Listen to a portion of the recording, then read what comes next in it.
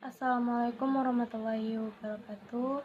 Izin memperkenalkan diri, perkenalkan nama saya Novita Diana, NPM 2051030219, Fakultas Ekonomi dan Bisnis Islam, Program Studi Akuntansi Syariah kelas C, semester 2. Di video kali ini saya akan menjelaskan sedikit tentang pemahaman perpajakan dan pemahaman bisnis internasional guna memenuhi tugas UAS dari Bapak Muluk Alfian selaku dosen pembimbing mata kuliah Hukum dan Bisnis Islam.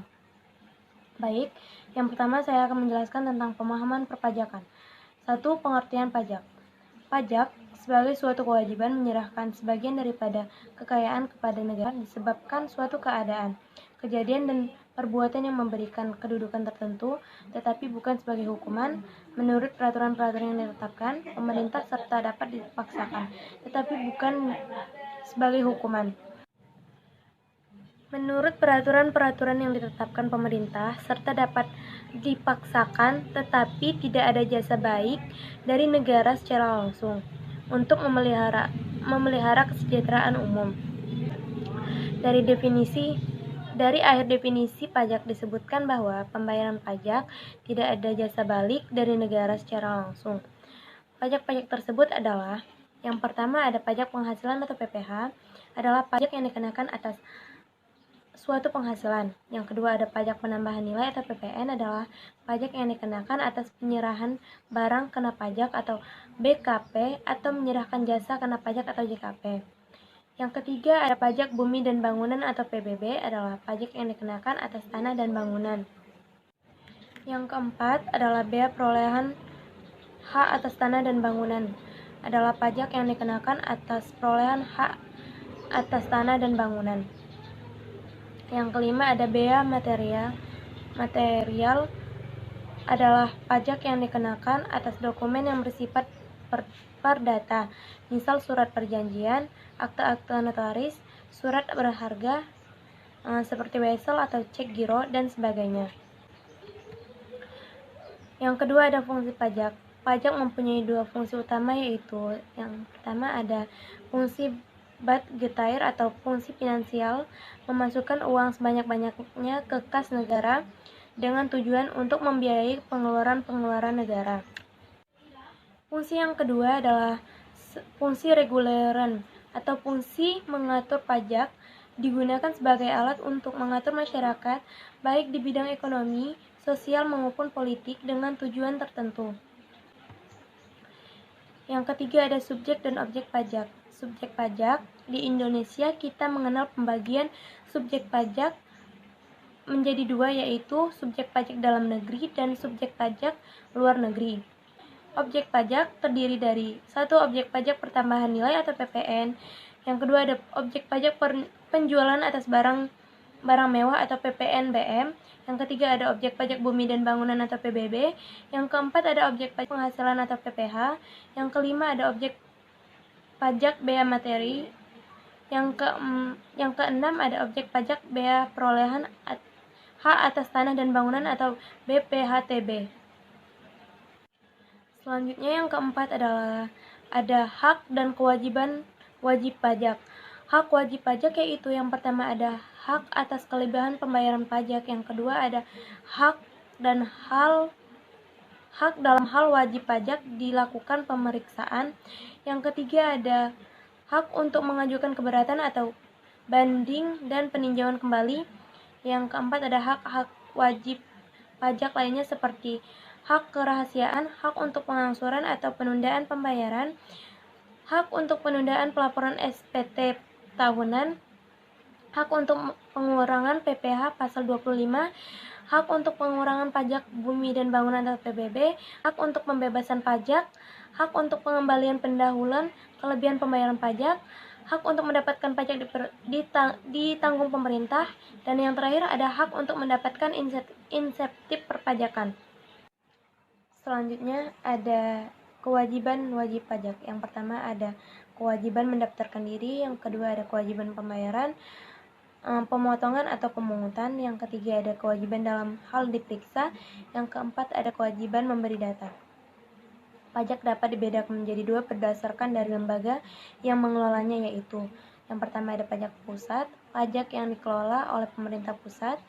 Dalam hal ini dikelola oleh Direktorat Jenderal Pajak antara lain, yang pertama ada pajak penghasilan atau PPH, yang kedua ada pajak pertambahan nilai atau PPN, yang ketiga ada pajak penjualan barang dan yang tergolong mewah atau PPNBM, yang keempat ada pajak bumi dan bangunan atau PBB, perkebunan, perhutanan dan pertambahan.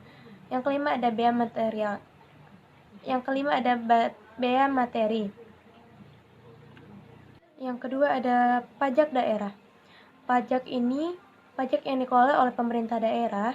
Dalam hal ini dikelola oleh Dinas Pendapatan Daerah, yaitu antara lain yang pertama di provinsi. Terdiri dari pajak kendaraan, bea balik nama kendaraan bermotor, pajak bahan bakar bermotor, pajak rokok. Yang kedua di kabupaten. Terdiri dari pajak hotel, pajak restoran, pajak hiburan, pajak reklam, pajak penerangan jalan, pajak mineral bukan logam dan batuan, dan ada pajak parkir dan lain-lain. Baik, yang kedua ada pemahaman bisnis internasional. Yang pertama ada pengertian jual beli internasional.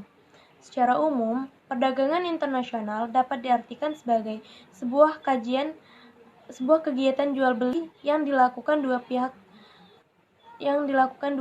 yang berbeda negara. Sistem ini melibatkan antar negara, pihak individu, dan perusahaan yang melakukan perdagangan dengan pihak dari negara lain. Yang kedua ada metode pembayaran perdagangan internasional atau ekspor-impor. Ada adventure payment, open account, documentary collection atau DC, dan letter of credit.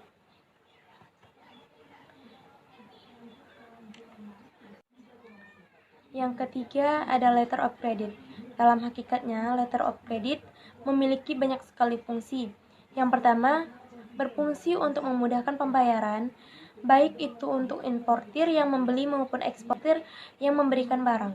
Sebab eksportir tidak perlu menunggu dana untuk terkumpul, di mana dana yang ingin dibayarkan akan ditangguh oleh bank. Begitupun dengan importir yang tidak perlu menunggu datangnya barang yang terlalu lama.